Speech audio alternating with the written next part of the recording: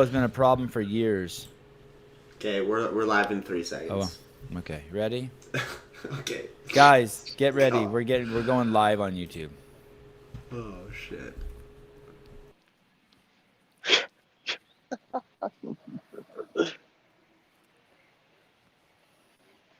You think I should start with this end of the sock, the closed end or the opened end, or just start eating it in the middle?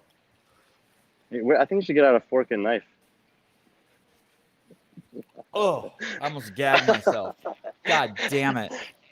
I hope that wasn't live. We're not live, are we, Ryan? Oh, fuck me. Okay, guys, listen. Listen. Last night, Brian's telling me that Haley Adams is going to win, and I'm telling him he's out of his gourd. Third place. Whatever. You said she was going to be on the podium, and I told him he's out of his mind. And some guy pops in the chat saying that he's Rich Froning and that she is going to win. So, of course, I say some of the people in the comments are saying stuff like, hey, Rich, what's up? And they're trying to talk with Rich. And so I address the comments in YouTube, and I say, you guys are out of your mind if you think that's really Rich Froning. That is not Rich Froning in the comments. And I said, if that's Rich Froning, I will eat my sock. And when we got off the podcast, I had a text message, and it said, you better start eating your sock. And it was from Rich. So today, I'm going to attempt to eat this sock. No, I'm not. I would. It's not edible. I would have to put it in a blender. I would try, but it's not edible. So basically, I'm a liar. I misled you guys. I'm not going to eat my sock. It was a figment of. It was figurative And thank speech. you, and thank you to Rich for backing me up. Yeah. And thanks, Rich, for I've texted him probably a handful of times in the last 2 years, and he hasn't responded. But I'm glad he took the time to tell me to eat my sock. That was awesome. So I got schooled by Brian and Rich and you guys yesterday.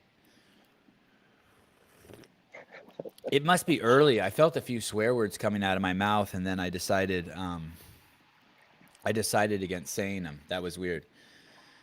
Hey, I want to say something to you guys real quick before we get started. We don't have a lot of time, but I want to talk to you about Chase Ingram and Sean. What's Sean's last name? Woodland. Now, I'm not friends with those guys. I have no need to defend them. I have nothing that wants to organically come out of my mouth that's nice to say about them. I am a bitter little Armenian man who thinks he should be there doing the behind the scenes and get paid more money than God to do it. And I think my shit doesn't stink, and I think I'm great. That being said, stop saying anything negative about those guys in regards to their performance. That is not fucking easy what they're doing. I'm sitting in my own living room trying to do this with Brian, having a blast. I got my kids around me. I got the best Good Dudes coffee in the world. I got my boy Ryan Jevning doing all the heavy lifting and stuff I don't want to do. And this shit is fucking hard and exhausting. And if you keep talking shit about Sean and Chase, not that a lot of you are, but some of you are, and it frustrates me, we're going to end up like the goddamn UFC, and they got those two tool bags. They got that Steven Allen guy who's just a fucking tool when he talks about the UFC. And then they got the other guy from boxing, Max Kellerman, and those guys don't even talk like normal human beings. Do you want CrossFit to end up like that? With a bunch of people who don't know what the hell they're fucking talking about, and ESPN forces them, or CBS, or someone forces them on the sport? At least Sean and Chase are fucking like CrossFitters. And they're in the community, and we know them, and they're homegrown. Don't be fucking stupid. And the grass what? is not greener on the other side of the hill. These are no matter what you think about them, they are our brothers and sisters and our cousins. Like, they are in the community. Don't be a fucking knucklehead. You're going to ruin the sport. You're going to regret it when they get professional, quote. And when I say professional, most of you guys don't even know what professional is.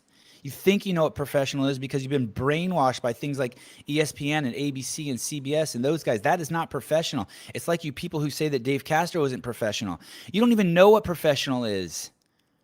No one's ever had more on the line for their job than him.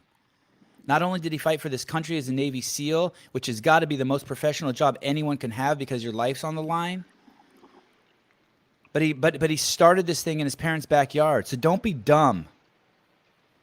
Oh, I started shaking. I'm getting pissed. Because they're screwing Can I up the jump on? UFC with those tool bags. Yeah, sorry, Brian. Okay, I'll settle down.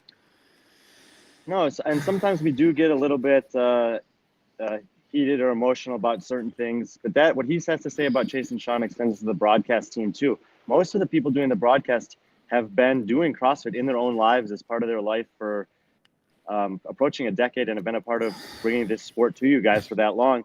We're just talking about like small things that could be better. It doesn't mean that 98% of it isn't already as good as we've ever seen or the best people that we have doing the job.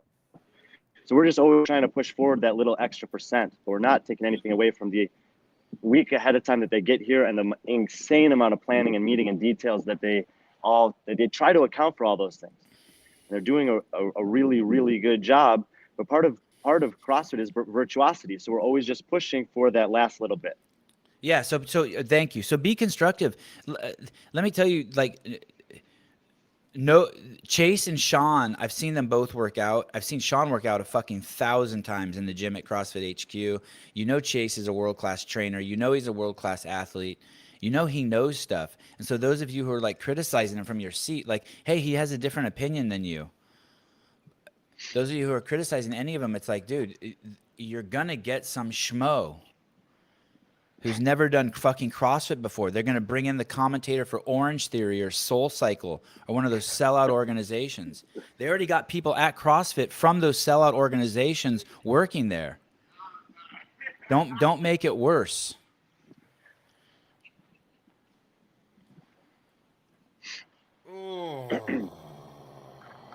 Hi. Super excited about today. It's going to be awesome. Me too. The leaderboard is great. The athletes are, you know, Brian, you said something yesterday that I totally neglected. These guys are beat up. These guys They are beat up, but if you're looking and I'm judging them like on Instagram, almost every single athlete that's still left in the field posted something last night that said one more day, ready to leave it all out there, ready to fight. Good. I've been talking about them like they're not beat up, and that's not fair. So I want to apologize for yesterday. I think a lot of my perspective was through the lens of me judging them like it was the first day, and it's not the first day. And we actually, because of what the event was last night, we have a clear-cut example of what it means to, for example, to do a heavy snatch on event 1 of a semifinal compared to event 12 at the CrossFit Games. Jason Hopper snatched 300 pounds at the MAC. He bowed out at like 280 last night. Mel O'Brien got under 200 pounds in event 1 at the Granite Games. She bowed out at like 180, 185 last night. There are some exceptions to that. Justin Medeiros hit 285 at the MAC and hit 285 here. And that is a testament to his preparation and managing his body during this week. And that's what it takes to win the games. You can't just be good on the field. You have to get off the field. You have to be ready. You have to be, so you can overtrain for the CrossFit Games. You can come in in not the right conditions to last for the entire weekend. But if you're going to be the guy at the top at the end of the weekend or anyone on the podium, really, you have to be able to navigate the ups and downs, navigate the grueling test, recover in between workouts better than the other guys, just as much as you have to be better than them on the floor. And don't forget about Annie. She didn't do the snatch there, but she did obviously have one of her best snatching days of her life yesterday, which is, I mean, it's incredible. We talked about it last night. Incredible. There we go. Just in front of me over there, the top 20 men and women, I think maybe it's just the men, remaining at the CrossFit Games are making their way over to North Park for event number 13. Justin Medeiros is in the leader jersey. Guys, I'm going to turn off Instagram Live. It's a distraction for me because I'm trying to do this podcast on YouTube Live. If you guys want to watch, go to the Sevan podcast and watch YouTube Live. I know the irony of unbuyable, right? I know it's irony. I know. Brian, how come we can't see you? I would really like to see you. You're so no handsome. Idea. Okay, well, my service is great today, and I can see you guys, and everything's clear and working on my end. I don't know. Okay. Obviously, I'm not the technology master. Ryan, can you see him? No. Brian, could you try refreshing the screen? I don't know So what it's that really means. Like actually. join and come back in. Is he on the YouTube live? Can the YouTube people see him? Maybe someone will comment in the comments. They can't see him either. Yeah. I mean, I'm starting to realize that I think all of our female listeners are here to look at Brian. So we should get him back on. So here's my constructive criticism. Chase needs to watch all the semifinals. Sean clearly has. You can tell the difference. Okay, fine. Thank you, Liz. Brian Whitaker. Does Brian think there's enough points remaining on the women's side for Haley to make the podium like Rich said? I think he does, Brandon. Let's ask him. Brian, are there enough points on the board for Haley Adams to make it onto the podium? 100%, yes. And is she in control of her own destiny? Meaning, if she does first place in the last 3 events, does she get up there regardless? No. I believe that Kristen Holte is 24 points ahead of her. I'm not looking at a live leaderboard now, but I think it's a 24-point gap. If she were to get first place in all 3 workouts and Kristen were to get second place in all 3 workouts, I think she'd only make up 15 points, so she'd still be 9 points off the podium in that scenario. Okay, so she has her work cut out for her. By the way, you're back on. Okay. Well, she has her work cut out for her for sure, but we talked about this last night. The 20 athletes left is critical for people who are looking to make moves today. And it doesn't matter if you're trying to move from 19th to 15th or 15th to 10th or 7th to 3rd or 3rd to 2nd. Having more athletes in the field, because all of these athletes are phenomenal and have the potential to have a top 5 performance at any moment, means that if you can have that win, there's a greater chance of putting your gap in placings and therefore points between yourself and whoever it is you're trying to reel in. This is the first day I've seen you wear sunglasses. Is it brighter than normal today? Is it sunnier? I mean, I'm fine with them. I think I've been wearing sunglasses a majority of the days. Oh, okay. I guess I just haven't been paying attention. Do you know what the event is this morning? And if so, can you tell us?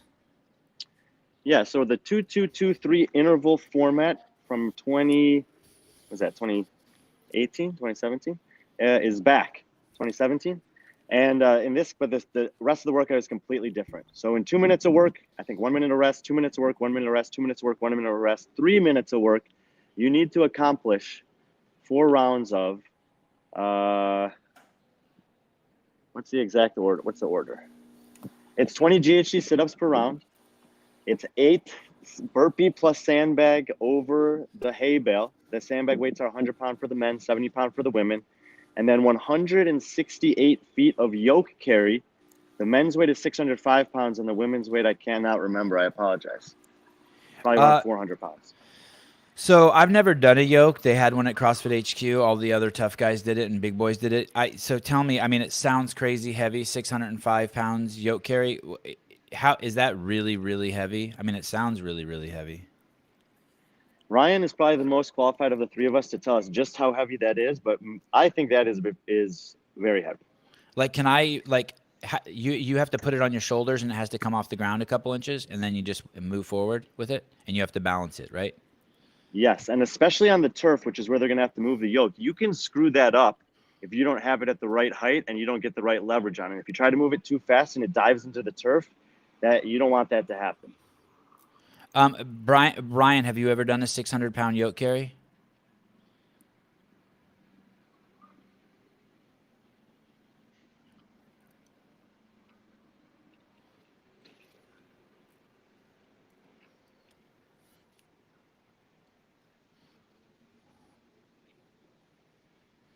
I have no idea. There's a huge variety of weights for yokes, so it can be hard to know. But we have one in our gym that's 200 pounds, and I usually don't do a lot of yokes because it messes my back and hip up, but I'm just a fragile, average CrossFit guy.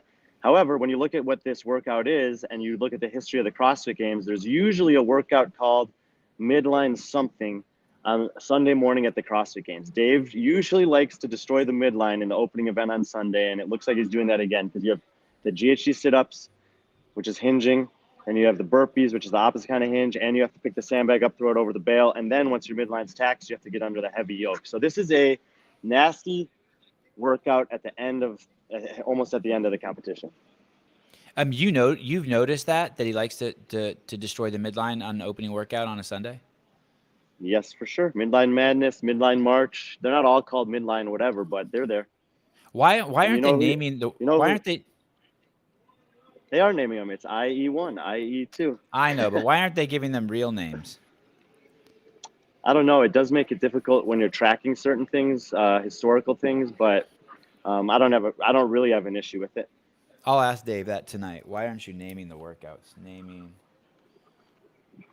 Yeah, that's a good question for him. We should have asked him that 2 nights ago. So tell me about this time cap. I'm not understanding the time cap. You basically in this workout you have a little bit of work. If you don't keep getting a sufficient amount of work done, you're out. I think that in every round, and I'm not actually 100% sure about this, and it's one of the things that's been a little bit frustrating to me at the games this year, is that they're giving us like 90% of the information, but they're not giving us the last little bit. So my understanding is every time you start the work, you have to do 20 GHD sit-ups and 8 burpee sandbag over the hay bales before you can go to the yoke. With the remaining time, you get to move that heavy yoke as far as you can down the field. And as soon as you achieve that 168-foot distance, then your workout, you go across the finish line and your workout ends.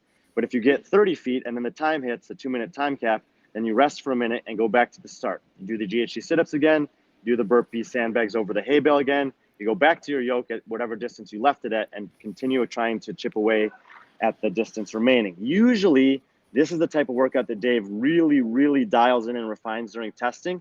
And he'll say to the athletes, I don't think anyone can finish this in 2 rounds, or I don't think anyone can finish this in 3 rounds. And the athletes will rise to that challenge. And usually 1 or 2 of them either comes very close to or does end up proving him wrong. Okay. I'm assuming it's going to be a good spectacle to watch.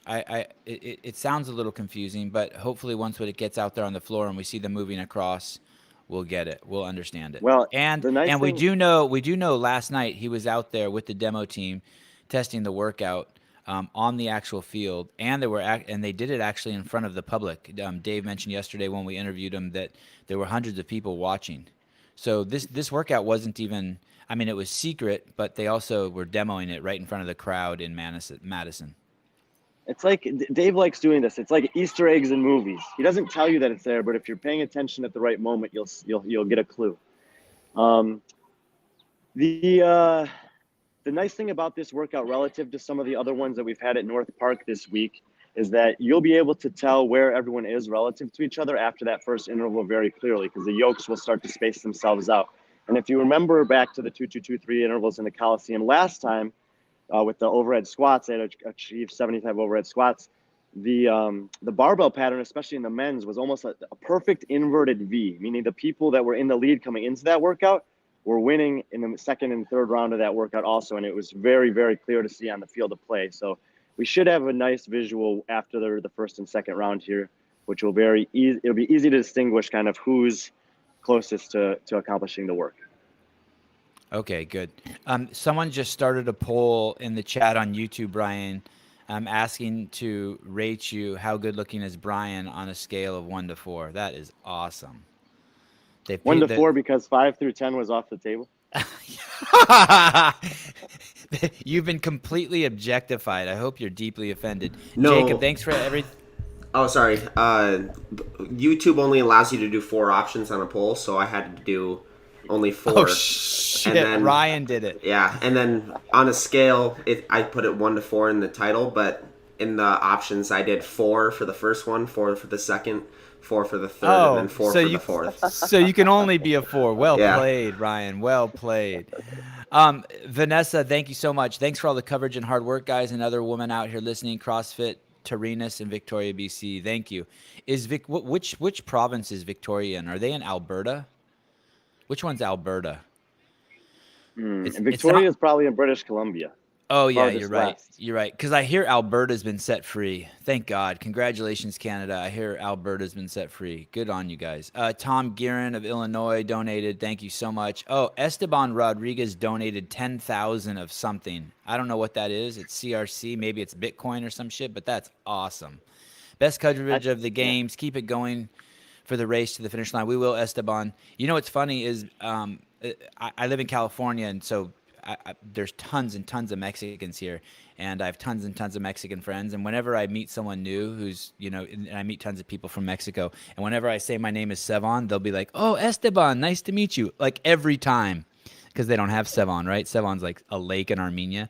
So to my Mexican homies, I'm always Esteban, and I don't correct them. Like no one can get my name right. Do you know who the winners of this event are going to be? Like, are we? I'm going to say it, Brian. Are we going to see Jason Hopper shine? I don't think he's winning this one either. I actually just don't think he's going to win an event this weekend. But I think that this can be a good workout for a big guy like that, because it is about being able to move that yoke.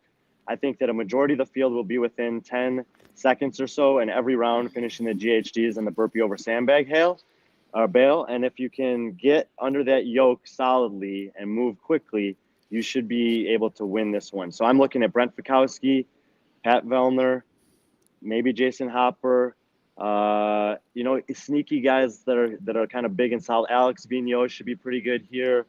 But that's not to say that a guy like BKG can't have a super tight midline and move this. I just think that the little extra weight and the strong legs can go a long way. So I would look at some of the bigger athletes in the field to do well if, as I suspect, the yoke is the deciding factor on this one. Are we going to see Scott Panchik's leg fall off? Please, God, no. Just no more gruesome injuries. I have to guess a 605-pound yoke is not going to be good for that knee.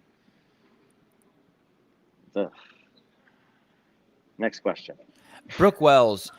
So just so you guys know, and I know this is part of what's at stake on the internet and how people behave on the internet and how people behave in the DMs, but people were once again comparing how CrossFit reacted to Brooke Wells hurting her arm yesterday on the field, and judging it like it didn't look like what the NFL does or the NBA or whatever those other woke ass sports are, sellout sports.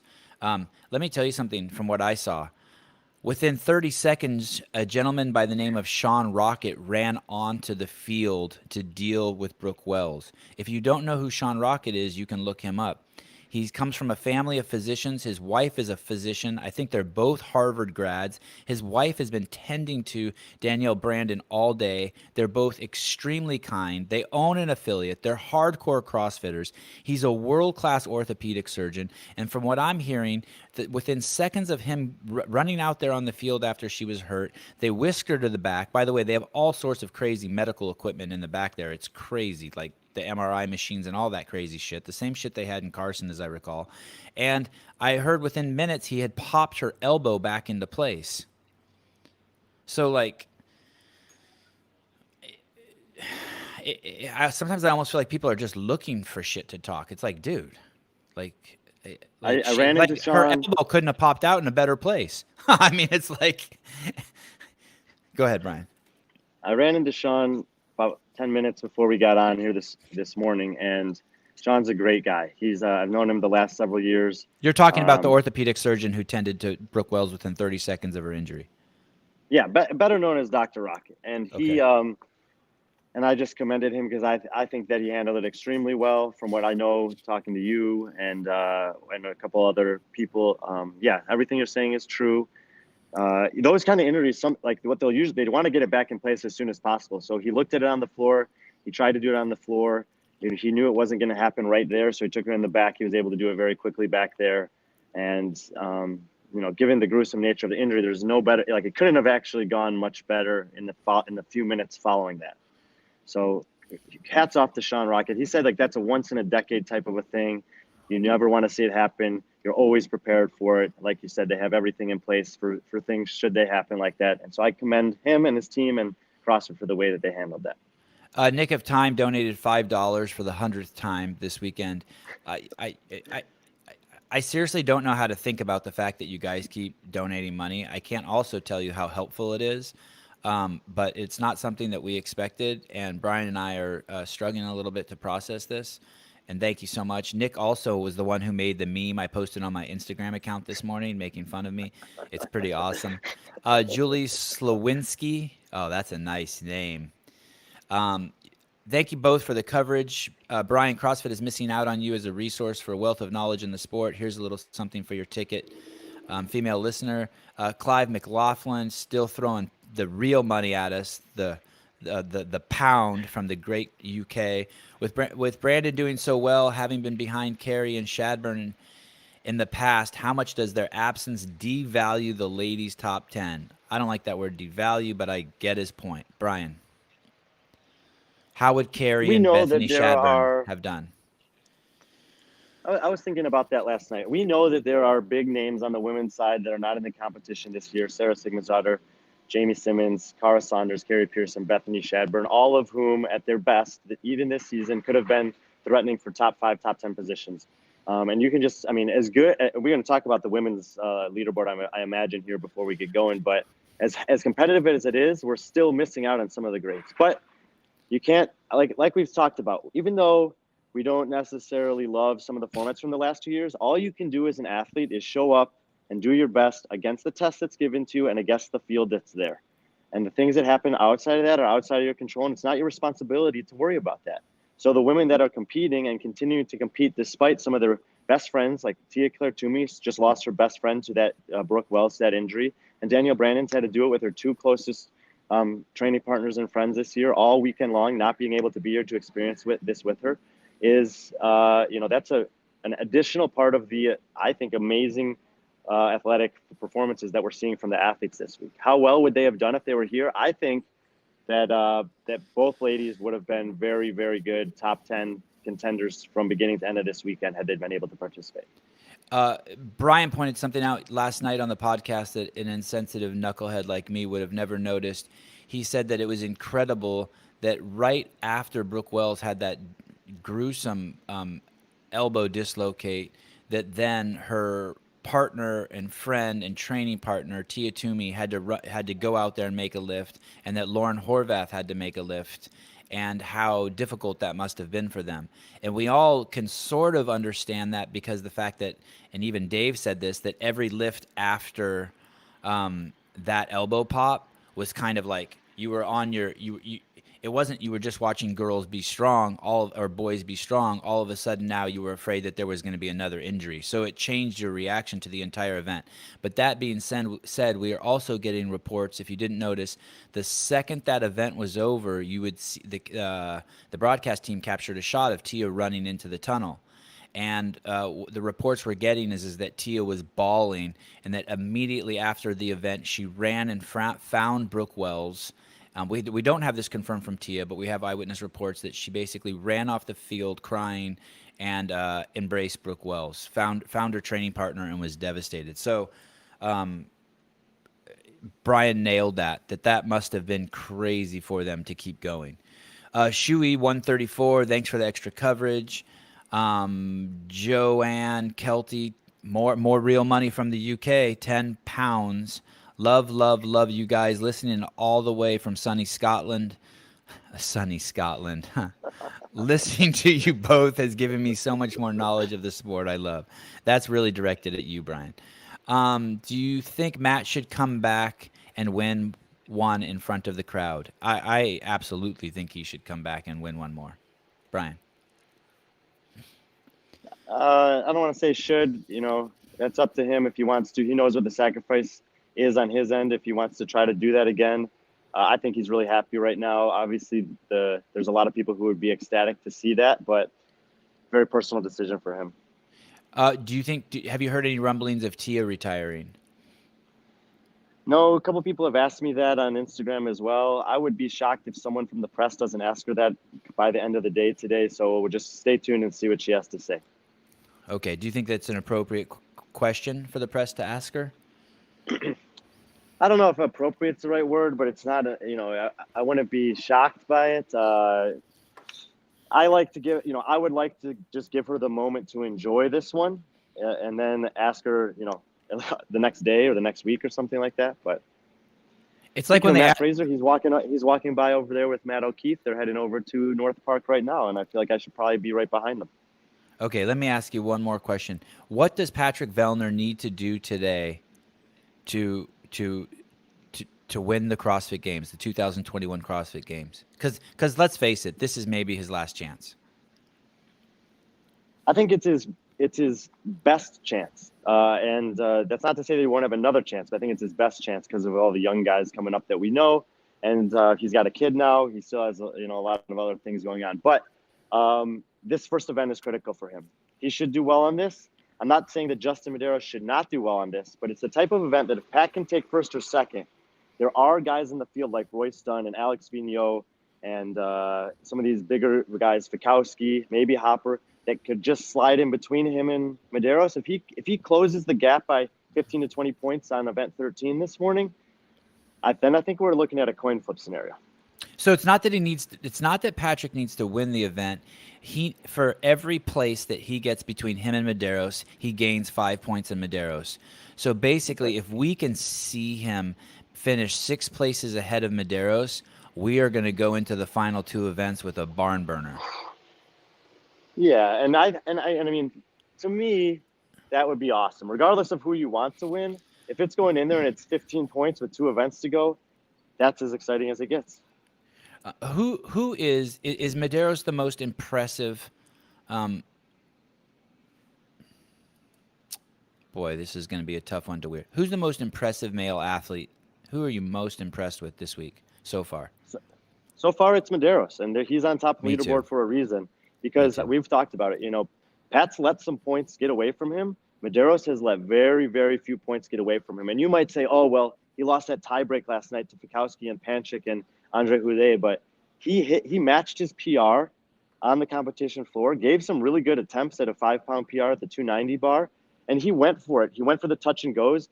Fikowski and Saxon Panchik and Andre Houdet are better snatchers than him. That's okay. So I thought he did great in that event. He could have lost 20 more points there if he hadn't hit the 285, which he missed in his first attempt. So he has given away the least amount of points. He has capitalized on opportunities in small moments in competitions to secure additional points. From start to finish, he's been the most impressive thus far, and he has to do that for 3 more events if he wants to stand on top of the podium. Liz Art just commented, Medeiros has had some clutch moments under pressure. That's right. I think that sums it up. You're right. George Street the third. Sevan, big fan here since back in the day. Your coverage is better than the actual games coverage. Yeah, that's really thanks to Brian. If it wasn't for Brian, I would not have done this alone. I would have only interviewed athletes. So big thanks to Brian. And George gave $10. God, I hate that 99-cent thing. All right. Last question. Okay, I'll ask you the same thing on the female side. I also have a pick. Who are you most impressed with on the female side? Besides Tia, it's definitely Laura Horvath. Me too. And I expect her to, and I actually am picking her to win this workout right now. Good. She's actually one of my new favorite CrossFit athletes. She won me over. So, predictions for event 13 winners: Fikowski and Horvath. Let's see how it goes. Okay. Will you have time to check in with us after this event is over? Definitely, and the landscape will shift for sure, and we'll try to get an update before we head in for the final 2. Okay. Thanks for everything, Brian. Hey guys, thanks for checking in. Brian's going to run off to I think what it's called the North Park. Kristen Wallen, I do hope Andy makes the podium. I think that's what you're saying too. I'm looking at Brian and he just yawned, and I feel like yawning too. Brian actually called me and woke me up. I'm 2 hours behind the Madison people, 7:47 a.m. here. And we will be checking in with you guys immediately after this event is over if everything goes according to plan. Once again,